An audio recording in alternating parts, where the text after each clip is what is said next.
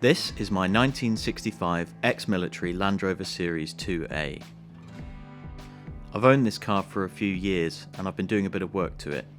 It's been a long project, a bit of a slow burner. Fortunately, I filmed everything, so let me take you back to the start, a long time ago. This is my Land Rover. I've owned it for a few years now and I'm really keen to get some jobs done to it that will hopefully improve it a lot.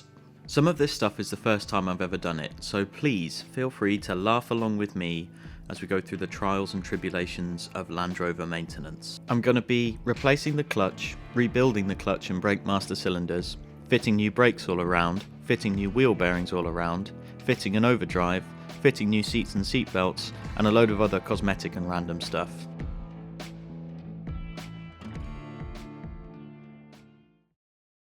So I'm starting with the big job, the clutch replacement. And you might be asking, why are you replacing the clutch? And the answer is several reasons. But the main one, and the only one that matters, is my clutch was misbehaving on quite a regular basis. So I thought that while the car was off the road to do the brakes and bearings like I originally planned to, I would do the clutch as well. And as I'd never done it before, I would do it first. Believe it or not, to remove the floor, you first have to remove the roof. Not really, this just makes it a lot easier to film. I don't know if I'm going to be able to get the roof off in one piece because it's really heavy. I like working on my own cars. I think it's a good thing to do, but if I'll ever give one piece of advice, it's that just be careful and safe. And I try to be. However, this clip is an example of me not being either of those things, so don't copy me. Potentially falling over and smashing your head up on a Land Rover roof is not the way you want to spend a Saturday.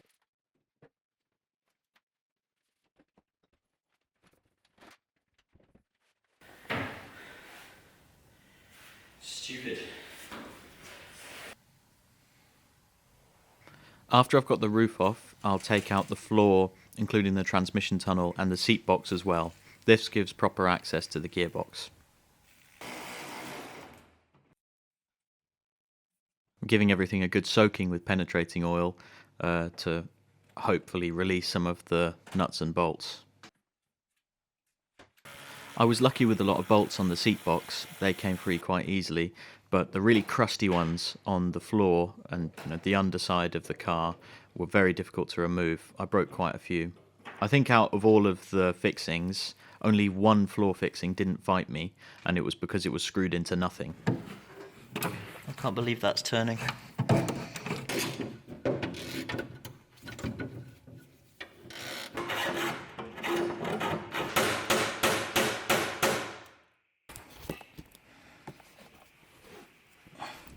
That is the third different fixing.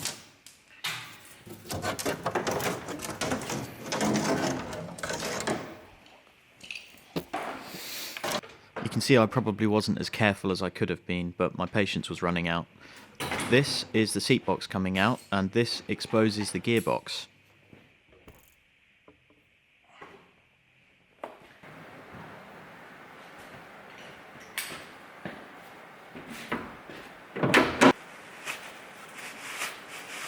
I'm just marking the prop shaft, so I know how it was aligned when it came off.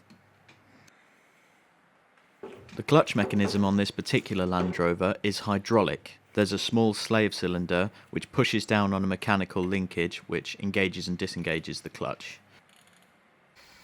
Alright then. Well, the slave cylinder's out. That was here. I've got that in a bag just dangling. This is the linkage. I'm going to check it for wear. In fact, oh dear, I think that's broken. I've already mentioned my clutch problems, and this little pin could have been the cause of everything that was going wrong with it. I mentioned that the clutch is hydraulic and there's a mechanical linkage that engages and disengages the clutch. Well, that pin is part of that mechanical linkage, and it being broken could have been the cause of some of the problems I was having. And as you'll see in a minute, when I removed the clutch from the car, it was actually in quite good condition.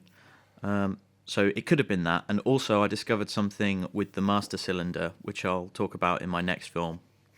So it's a bit of a mystery. Let me come through there.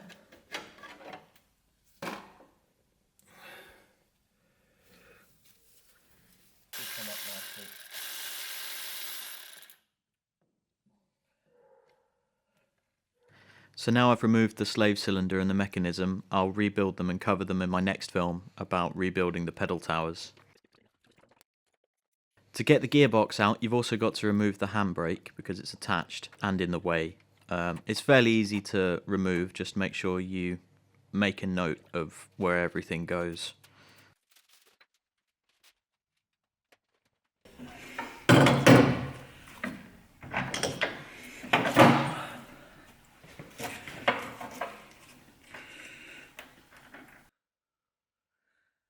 So now the handbrake's out, I'm just loosening all the nuts that hold the gearbox in place. I have a little stabilizer thing underneath the car, which I'm undoing here, and then I loosen off all of the mounts for the gearbox.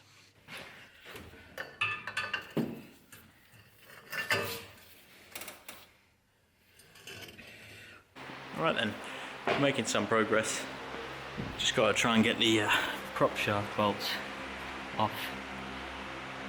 All the bolts holding the prop shaft on were fused together, so I just had to cut them all off. It was quite annoying.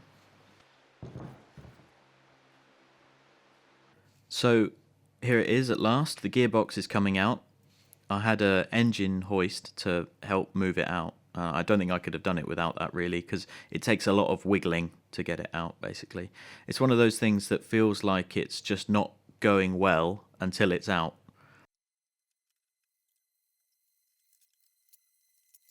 With the gearbox out, I can now look at the clutch, which I really expected to be a mess. I was sure that this clutch would be absolutely knackered, but it wasn't. It was in pretty good condition. However, having got this far, already ordered the new clutch, I thought I would fit the new one anyway. Also, before looking at it, I'd already decided to replace the flywheel because I really didn't want to ever see it again.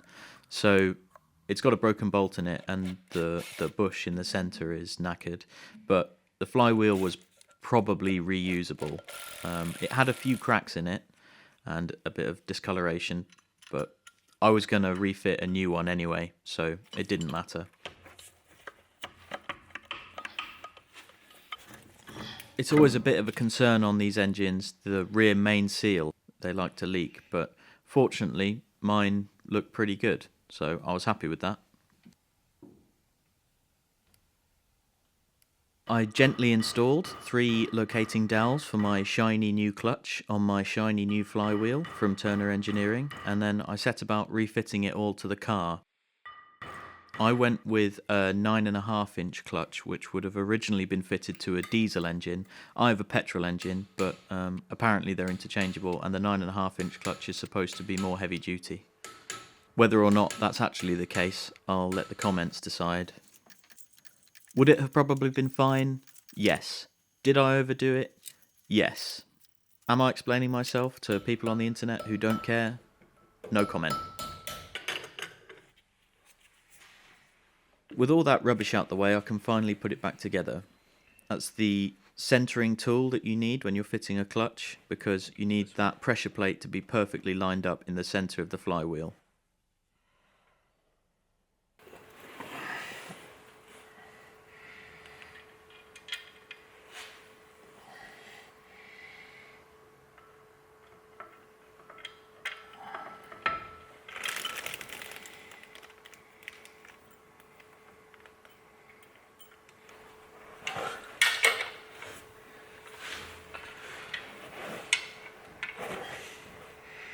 Now the clutch is fitted, I gave the gearbox a bit of a clean up and it's ready to go back in the car.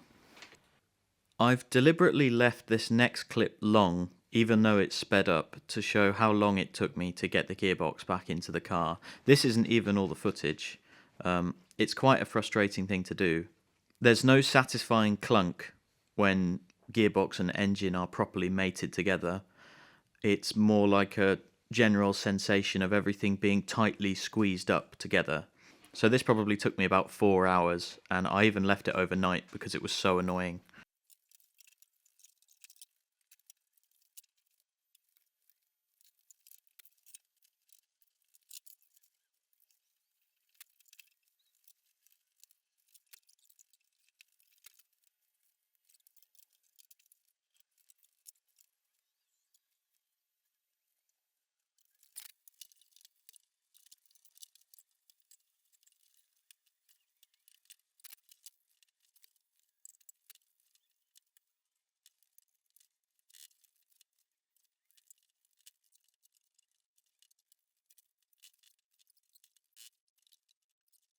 So eventually everything does go home. I was using the engine hoist to sort of pivot from above and then the jack to lift it from underneath as well. With a lot of patience, it does eventually go home. It's very frustrating, and I was sort of in the territory of watching YouTube videos to try and see if I was doing something wrong. Although, you're not doing anything wrong, it's just really fiddly. Once it was together, I checked it was working by putting it in gear and then turning the engine over by hand, and there was no weird noises and it seemed to be turning fine. But I had a few more jobs to do before I could put it all back together and test it properly, so there are a few sleepless nights until then. If you're replacing your Land Rover clutch, I hope this film was in some way helpful to you. Thank you for watching, and I hope to see you on the next one, where I'll be rebuilding the pedal towers and master cylinders, and we'll be one step closer to being back on the road.